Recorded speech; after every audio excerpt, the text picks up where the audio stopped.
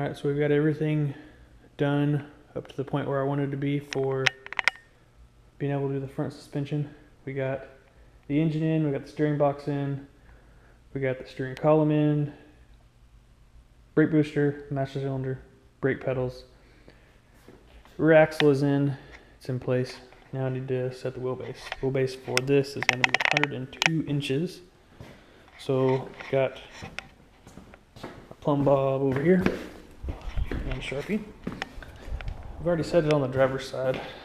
Now we'll set it for the passenger side.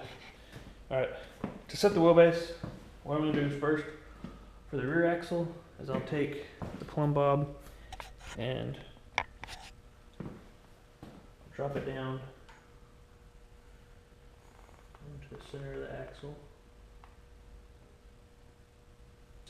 There's the top of the axle. And lock it on here.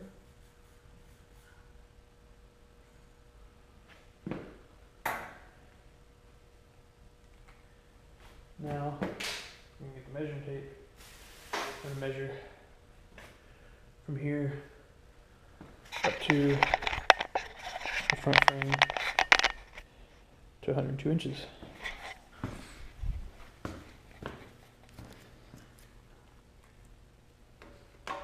Hey babe, can you come hold the tape measure? I'm actually going to go to 101 3/4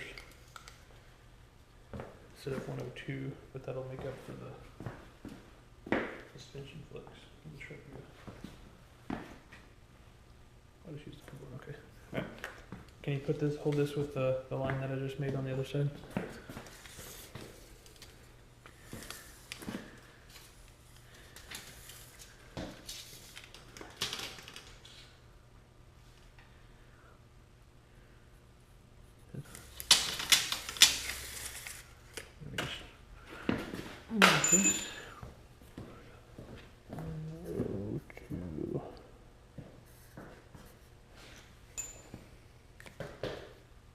And now the wheelbase is set. Time to slide the axles underneath it, or the axle underneath it, and get measured for links.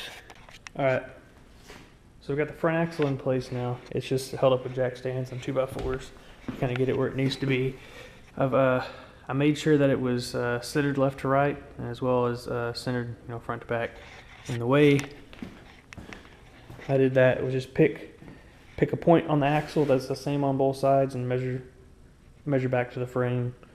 It'll as long as you're measuring back to the same point, you'll be good. And what I did was I picked this grease zerk fitting. I measured from here to the frame rail here on the driver and the passenger side, and then I also went from this grease zerk fitting to this flat edge here, right in line with this front bolt. And I've got the same same distance on the driver and the passenger side. Right now the axle's sitting here just a little bit below full stuff. I went ahead and raised the chassis back up to get some more clearance to work around in there. And I've also got I know where it is at full stuff. I don't want it to, if something happens, and I know things aren't going to flex, but the bump stops, they're going to compress a little bit. I don't want the track bar getting up in the oil pan, so I went ahead and raised it up just a little bit. But now I'm going to measure for the lower links. I've got them both pointed at each other. I've got this one over here propped up with some 1, 2, 3 blocks and a couple spare tabs. But I'm just going to go from the edge of the thing here, we get 26 inches. So now both the lower links are going to be 26 inches. Now we'll just do the same thing for the upper link, and then we can get these cut. All right, so we're going to start cutting the first link. We're going to do the upper link first. It'll be 20 inches. You just, everybody knows how to measure. We get this down right at 20 inches. You're going to want to put a mark all the way around the tubing so it's easier to see. And all I did for that was I just took a little flyer that came with something, marked the tubing on 3 sides, and then lined this up with the 3 lines and traced it That way I can roll the tubing as I'm cutting. I'm gonna try out this this diamond cutoff wheel I got from Lowe's. It's supposed to last longer than the abrasive wheels. We'll see see how many cuts I get out of this 1/4 inch wall tubing. I've tried it on some thin stuff and it works pretty good. We'll see how it works on the thicker stuff.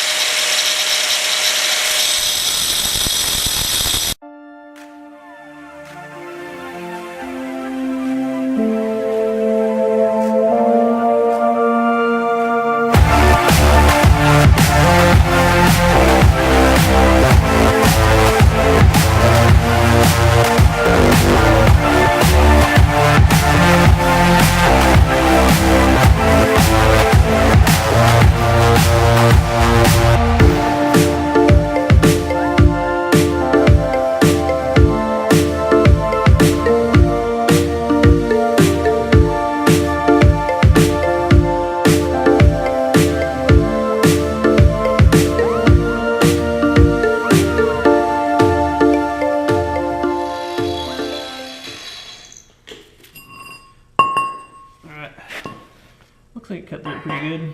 A little bit of cleanup. Yeah, it's a little nasty on sides, but I think it definitely did better than the abrasive wheels do. A lot less mess. All it is the metal on the floor instead of a bunch of black powder. So I think I'm gonna like this thing. So here's what the floor looks like after using this cutoff wheel. It's all metal shavings. No abrasive powder, just metal shavings. Pick all this up with a magnet and be good to go. Alright, now that we got everything cut, we've got to deburr it. You can see we got lots of nasty burrs in there. So I'm just going to take the file, go around it, get all that cleaned off.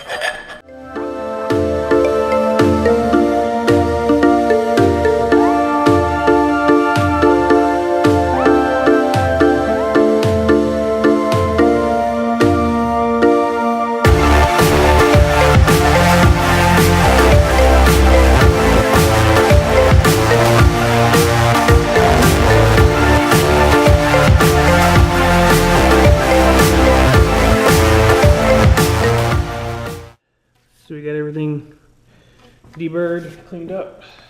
We'll take the grinder and clean the end up, make it a little smoother, and put a little bevel on there. Most of it will be welded on the side here, but we'll put a little bevel on there.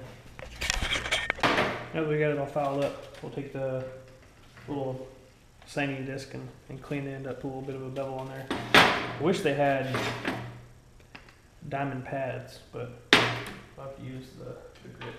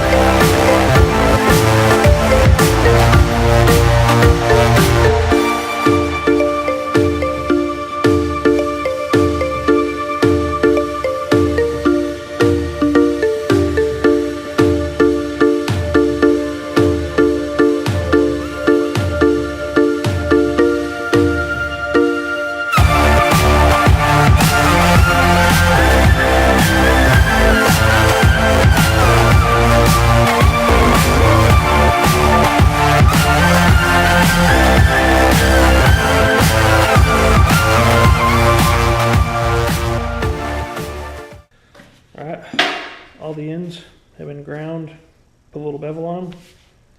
They're ready to get some tube inserts.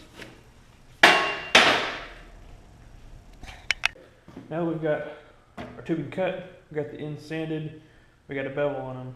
I'm gonna take and weld in the tube inserts so we can thread on the heim joints. I'm gonna take a left hand and a right hand, for each link. That way you can adjust it easier. You don't have to take it off the vehicle to adjust it if you need to tune it up. So we're gonna put the left hand here, even though it's on the right side. Put it in there with the magnet, pop it on. The right hand one, put it in. Make sure everything's good. Now we'll get them tacked on there.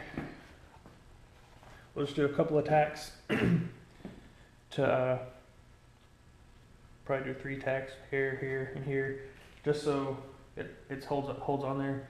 I'll go ahead and put the heims in, set it up on the vehicle, make sure everything's good, and then when it comes time to burn the shock mounts and stuff in, I'll pull these off and I'll weld them on at the same time.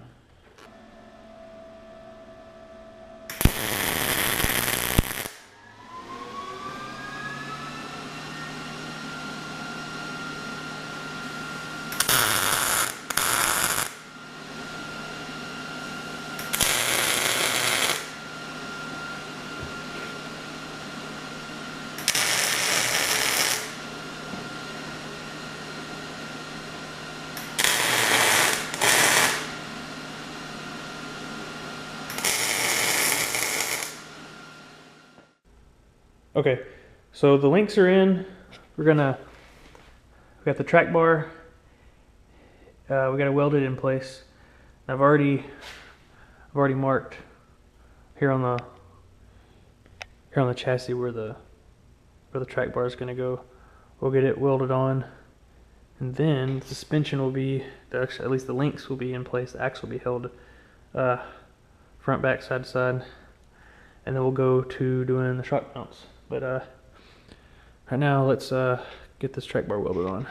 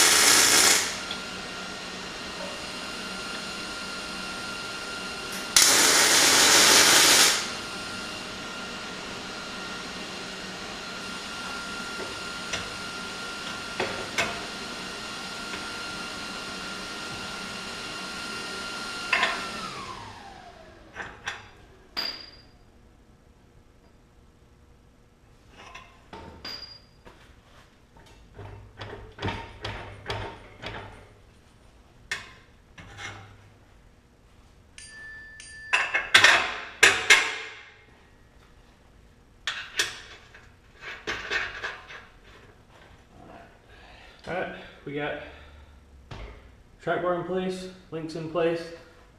Now the axle is held nice and good side to side. It's not going to rotate. We just need to put our shocks in. I've got this little crappy FOA shock is the mock-up.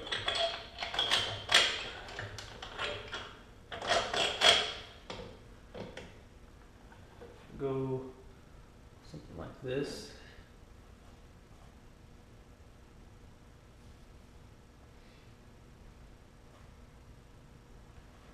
Be tilted back.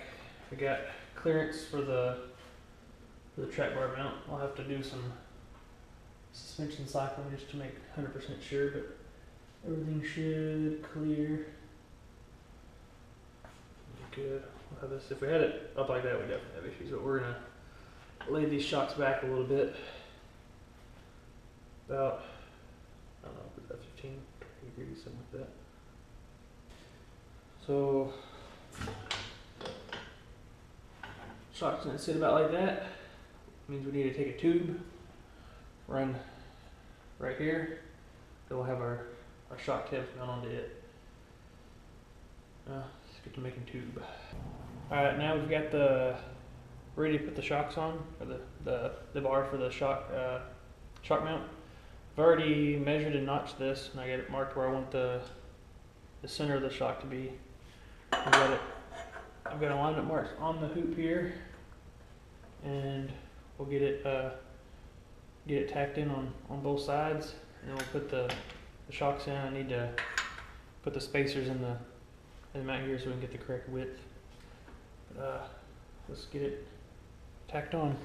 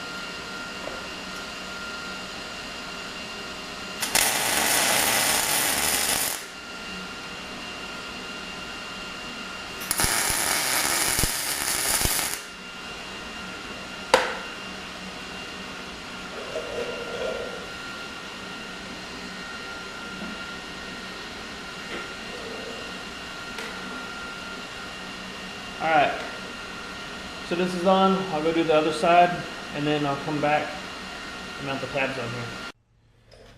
Alright, this side's on. The passenger side shock mount is on, or shock bar is on. We've got the right spacers in the top of this mock-up coilover to give it the right width of the ones I'm going to use.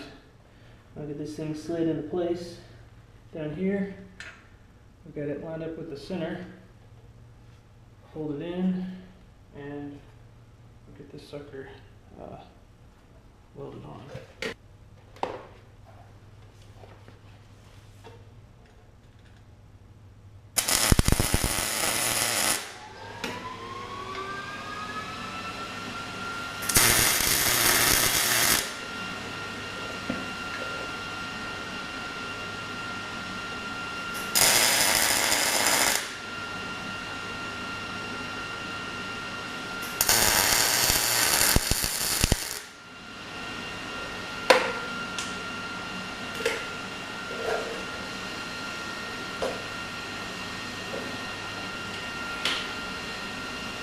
Alright, driver's side's done.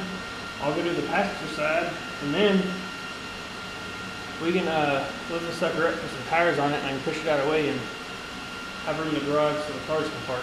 And then that'll probably be it for this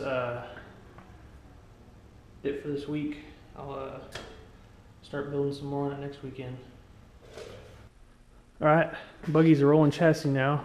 I didn't get any video of installing the coilovers. That's not very entertaining, but put the coilovers on, got the tires on there.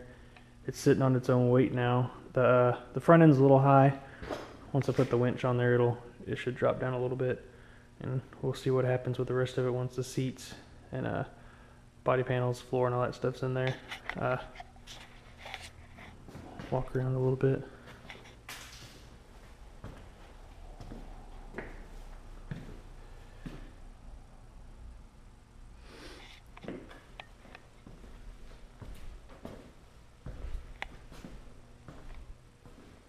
Over here I've got went ahead and zip tied one of the fenders in place just to kind of get a look of how it's going to sit. I've got some new fenders, some brand new fenders that I'll use once I figure out how these are going to be trimmed and mounted in place. I'll use the new fenders for the body, and I'll get skin the rest of it with aluminum. But it looks like I will have to notch the hood. You can see the shock hoops are sitting a little bit above the fender. Eventually, whenever I four-link the back, I'll have some longer coilovers on the front, and it won't look so weird with those short ones halfway down the shock hoop. But here we go. Up next, maybe I'll probably work on the seats next, get those in there, and then move on to Actually, I probably have to do the fuel cell first and then move on to the seats, because I need to make sure there's room for the fuel cell with the rear seat. But there we go. She's rolling.